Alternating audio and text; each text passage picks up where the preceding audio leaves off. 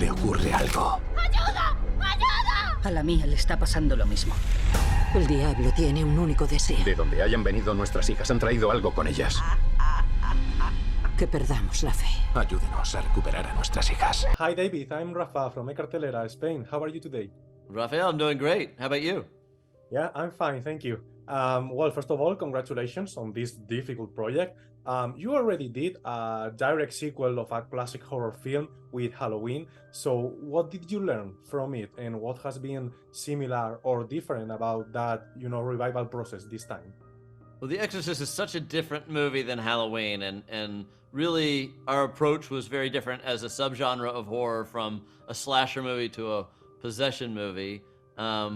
And so there's not a whole lot of crossover in terms of our techniques, but one thing it did give me an appreciation of is the extraordinary amount of time that it takes for great artists to do their best work in practical effects, because there's not much CGI in this movie. We tried to do it all on set and live, whether it be makeup or our on-set effects exhibiting that. And so the real education is the time management of you've got to rehearse enough so that you have the great performances and the depths of character, but at the same time, you've got to do that when the girls have 2.5 hours of makeup, or it's going to take an hour and a half to reset the scene after you light the fire. Those are really interesting conversations that you have on a logistical level, but I think ultimately when the audience sees something that they can touch that feels very realistic, that feels more grounded, that's a really valuable effect of a horror movie for me. And since the original movie, there have been numerous films about possessions or with exorcists in their title. So as a director, what's the difference between making another exorcism film from a film about the exorcist? Yeah, The Exorcist, it's trying to have enough of those fundamental threads that connect us to the original film. So for me, our main ones would be Ellen Burstyn and her character, Chris MacNeil, but then also Mike Oldfield's iconic music, Tubular Bells, to be able to have that theme play. And then I had our composers kind of deconstruct that and do a new variation of that was really important to set us apart from other movies that may deal with the themes of demonic possession. And talking about Ellen, how did you manage to convince her to reprise her role after all this time? And once you got her, how did you decide, on the amount of time and development to give her?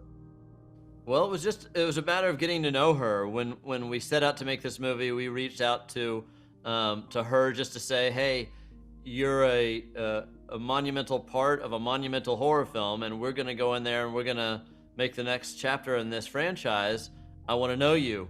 And so got to know her, she got to trust me, and I told her a little bit more about what we're doing, and I told her that I had a concept of a way that we could bring Chris back into the story, and she was intrigued and wanted to hear more, and so we talked through it, and she had ideas, and at the end of the day, she agreed to come and play with us and recreate this character that she'd established 50 years ago, which was extraordinary. She's a Hollywood icon in many of my favorite films, and so to be able to work with her, not just as an actor or as an actress and a director, but as a legendary character stepping back into the ring of an exorcism for the first time in 50 years, you could just see the thrill it was for a movie geek like me as a kid that has always loved this film, had a big place in my heart for it.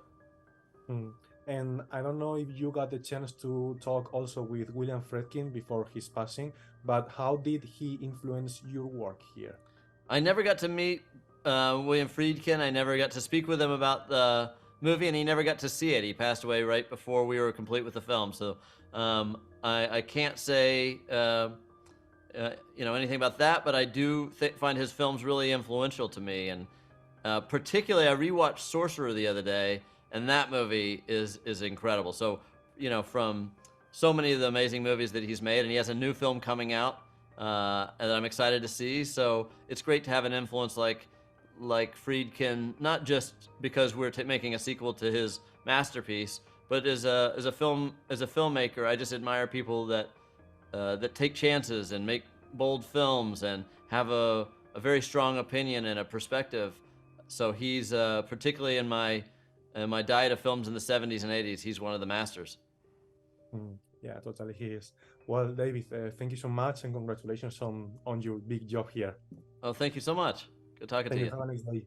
Una vive, la otra muere. Te toca elegir.